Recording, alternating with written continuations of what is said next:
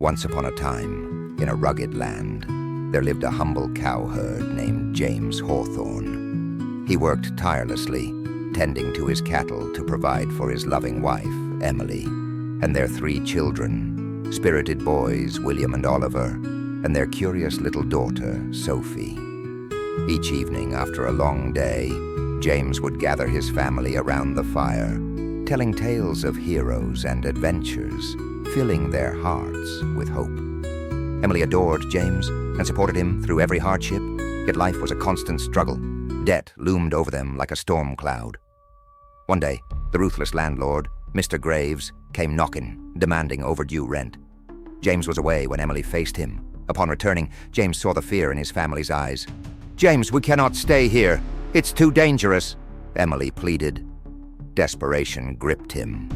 He looked into the eyes of his children, their innocence stark against the harsh reality.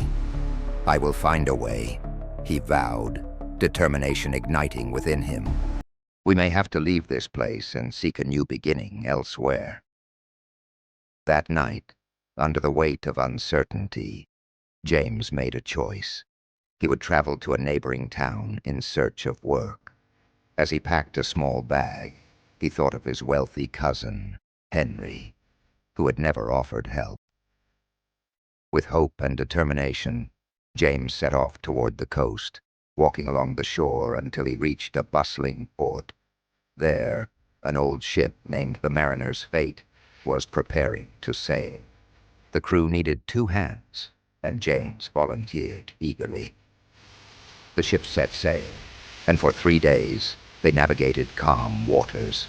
But on the 4th day, dark clouds gathered and a violent storm erupted. "Secure the sails!" shouted Captain Callahan, panic rising in his voice. James and the crew scrambled, fighting against the howling wind. Suddenly, a colossal wave struck, sending James sprawling to the deck. He gripped the railing, but the ship was tossed violently. In moments of chaos, James was thrown overboard. As he struggled to swim, the ship sank behind him. Gasping for air, he clung to a piece of driftwood, praying for survival. The storm raged, and after 3 grueling days adrift, he finally spotted land, a small, unfamiliar island. Exhausted, James paddled to the shore. When he awoke, he found himself surrounded by strange inhabitants clad in leather garments. They captured him and brought him before their king, a formidable figure with an imposing presence. "Who are you, and where do you come from?" the king demanded.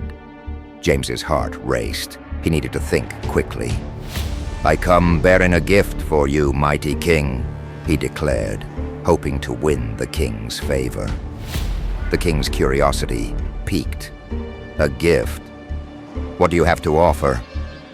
Rummaging through his tattered bag, James found only an old iron pot, the one he had planned to use for cooking.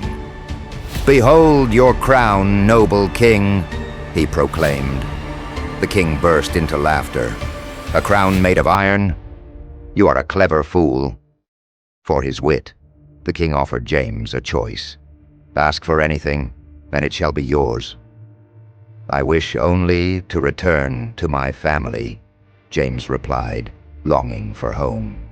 The king ordered his servants to bring forth 2 treasure chests, one of gold and one of silver, along with splendid garments.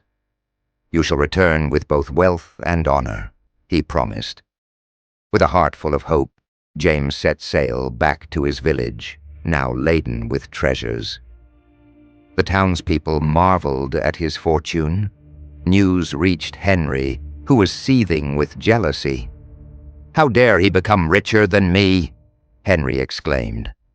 Driven by envy, he visited James under the guise of friendship. James recounted his harrowing journey, but as Henry listened, envy consumed him. He thought, "If only I could win the king's favor."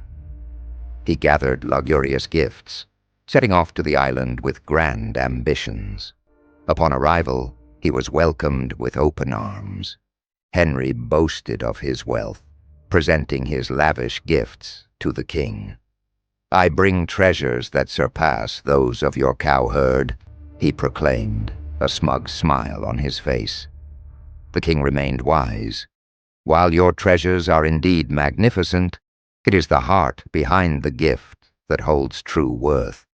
James's humble pot brought laughter and joy. "What will your opulence bring?" Feeling exposed, Henry left the island empty-handed, realizing true wealth lies not in material possessions, but in generosity and kindness. Back in his village, James flourished, sharing his newfound wealth with his family and the townspeople. The king valued their friendship, sending messages and gifts.